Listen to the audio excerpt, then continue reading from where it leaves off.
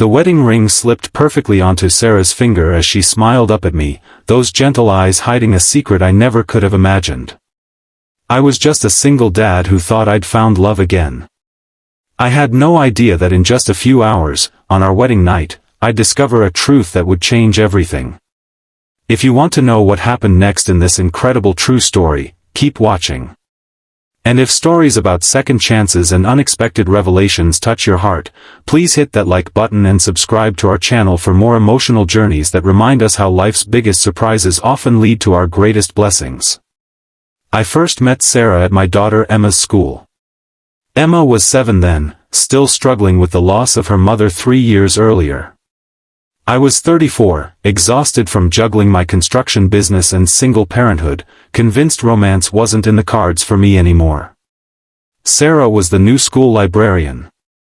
Unlike the other staff who greeted me with sympathetic smiles and too many questions about how we were doing, Sarah simply handed Emma books she thought she might enjoy. She spoke softly, moved quietly, and seemed to understand the language of grief without needing to discuss it. "Dad, Miss Sarah doesn't talk much, but she listens really good," Emma told me one evening. "She doesn't make me feel weird about not having a mom." I noticed Sarah during the school's fall festival.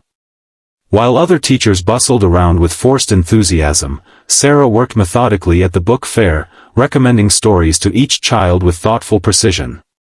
When Emma ran off to play games with her friends, I found myself lingering at Sarah's table. "You've been good for Emma," I said. "She's reading again."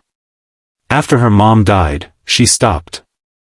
Sarah looked up, her hazel eyes meeting mine briefly before looking down. "Books can be safe places when the world isn't," she said. Her voice was so soft I had to lean in to hear her. "Would you like to get coffee sometime?" The question surprised even me. Sarah hesitated, her fingers nervously arranging bookmarks on the table. "I don't really do coffee shops. Too noisy." Then she added, "But I make good coffee at home." That first visit to her small apartment revealed a space as quiet and orderly as she was. Bookshelves lined every wall. No television. No clutter. Just books, a few plants, and the soft classical music playing from a small speaker. We talked for hours, though "talked" might be the wrong word. I talked. Sarah listened, occasionally offering observations so insightful they stopped me in my tracks. "You're still angry," she said when I mentioned my late wife's name.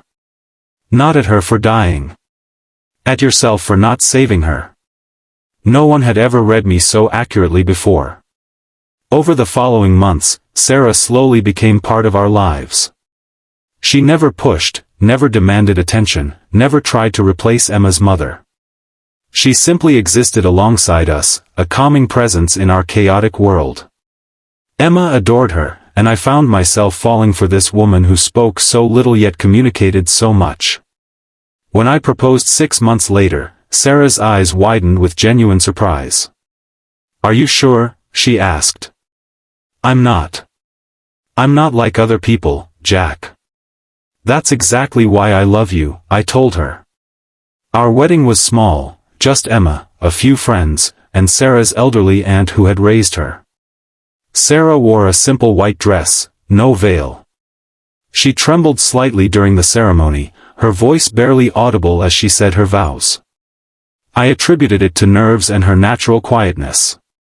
Emma was ecstatic, dancing around us at the reception. "Now we're a real family again," she declared, and Sarah knelt down to hug her, whispering something in her ear that made my daughter beam. After dropping Emma at my sister's for the night, I carried Sarah across the threshold of our home, my house that would now be ours. She seemed tense, her body rigid in my arms. "Are you okay?" I asked, setting her down gently in our bedroom. Sarah sat on the edge of the bed, her hands folded tightly in her lap. "Jack, before we go any further, there's something I need to tell you. Something I should have told you before you married me." My heart sank. In that moment, every worst-case scenario flashed through my mind. She was already married. She was terminally ill. She didn't actually love me. I've never been with anyone before, she said, her voice barely above a whisper. Not just, physically. I mean, I've never had a real relationship at all. I sat beside her, relief washing over me. That's okay. We can take things slow. She shook her head. It's more than that. She took a deep breath. When I was 12, something happened to me. Something bad. After that, I stopped speaking entirely for almost 4 years. I took her hand, feeling it tremble in mine. The doctors called it selective mutism, triggered by trauma. I eventually learned to speak again, but it's always been difficult. Being around people, making small talk, handling noise and chaos, it's overwhelming for me. I've spent my whole life avoiding situations I can't control. I thought about how she always chose the quietest restaurants, how she excused herself from crowded rooms, how she communicated more through notes and texts than actual conversation. The thing is, she continued, I never thought I could have this, a husband, a family. I never thought anyone would want someone so broken. You're not broken, I said firmly. Sarah looked up at me, her eyes filled with uncertainty. There's more. The reason I work at the school library, the reason I connected with Emma. She paused, gathering courage. When I was 22, I had a daughter. The revelation hit me like a physical blow. You have a child? She nodded, tears now streaming down her face. Her name was Lily. She died when she was 4. Leukemia. Oh, Sarah. I pulled her into my arms as she began to sob. After she died, I retreated completely. I couldn't bear to be around children. But then, years later, my therapist suggested that working with them might help me heal. That's how I ended up at Emma's school. She pulled back to look at me. When I met Emma, when I saw how she was hurting from losing her mother, I recognized that pain. I couldn't stay away. Why didn't you tell me this before? I asked gently. Because I was afraid. Afraid you wouldn't want someone with so much baggage. Afraid you'd think I was just using Emma as a replacement for Lily. Afraid you'd see how damaged I really am. Her voice broke. And now you're stuck with me. I took her face in my hands. Listen to me. I'm not stuck with you. I chose you. And now that I know what you've been through, I choose you even more.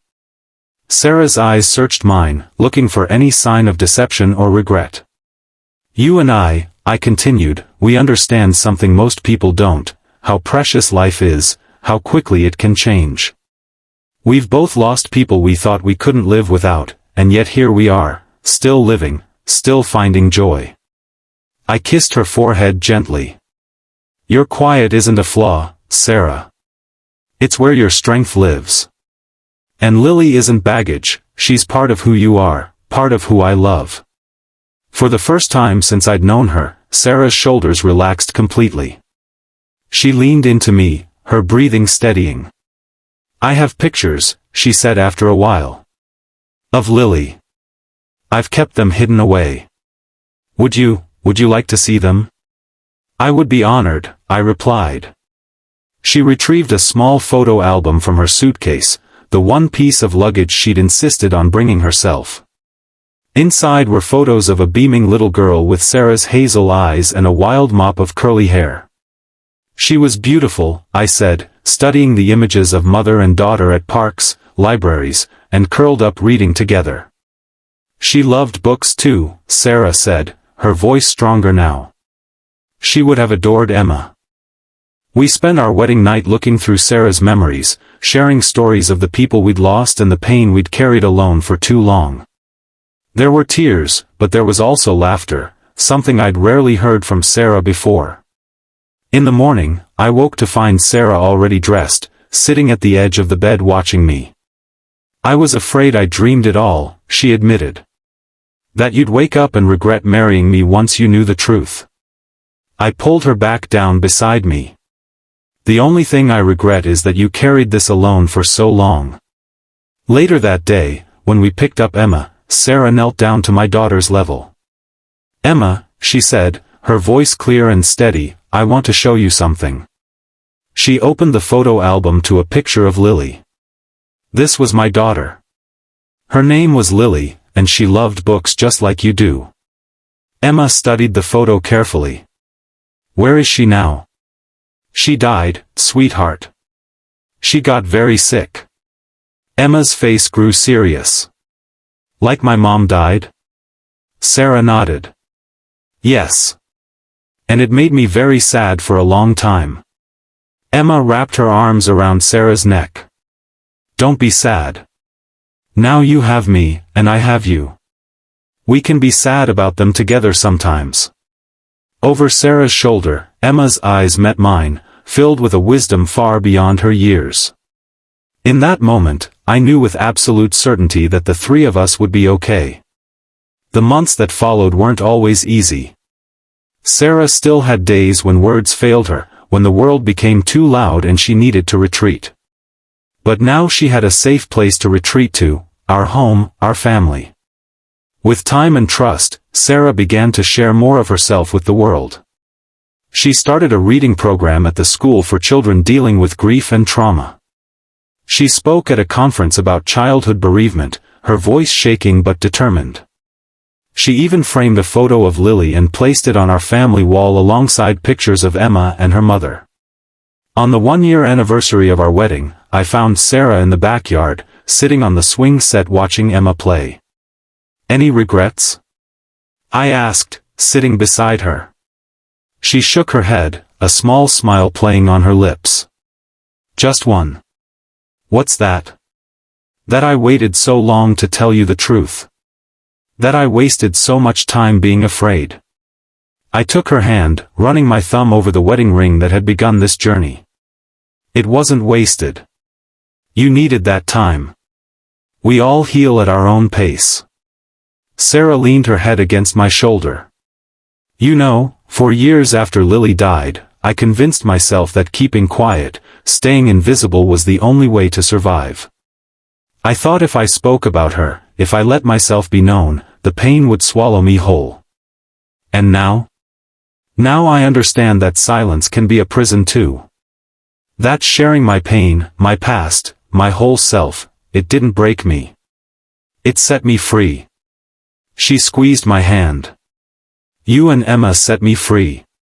As the sun began to set, Emma ran over to us, breathless with excitement about a butterfly she'd seen. Sarah listened intently, asking questions, her voice soft but present. No longer hiding, no longer afraid. That night, after Emma was asleep, Sarah and I sat on the porch swing, wrapped in comfortable silence. The truth that had shocked me on our wedding night had transformed into the foundation of our relationship, a shared understanding that life's deepest wounds can become its greatest gifts when we're brave enough to reveal them. "I used to think my story was about loss," Sarah said, breaking the silence. "Now I know it's about finding my voice. Finding family. Finding home." I kissed her then, this quiet woman who had taught me that the most powerful truths often come in whispers, that the deepest connections form in the spaces between words. Our journey wasn't perfect. There would still be days of struggle, moments when the past reached out to remind us of its presence. But we faced them together, a single dad, a quiet girl, and the daughter they both cherished, bound not just by love, but by the courage to be fully known. If this story touched your heart, please take a moment to like this video and subscribe to our channel. Everyone has secrets, everyone carries pain, but as Sarah and Jack discovered, sharing our truths with those who love us isn't the end of our story, it's often just the beginning of our healing. Thank you for watching, and remember, sometimes life's most beautiful chapters start with the words we're most afraid to speak.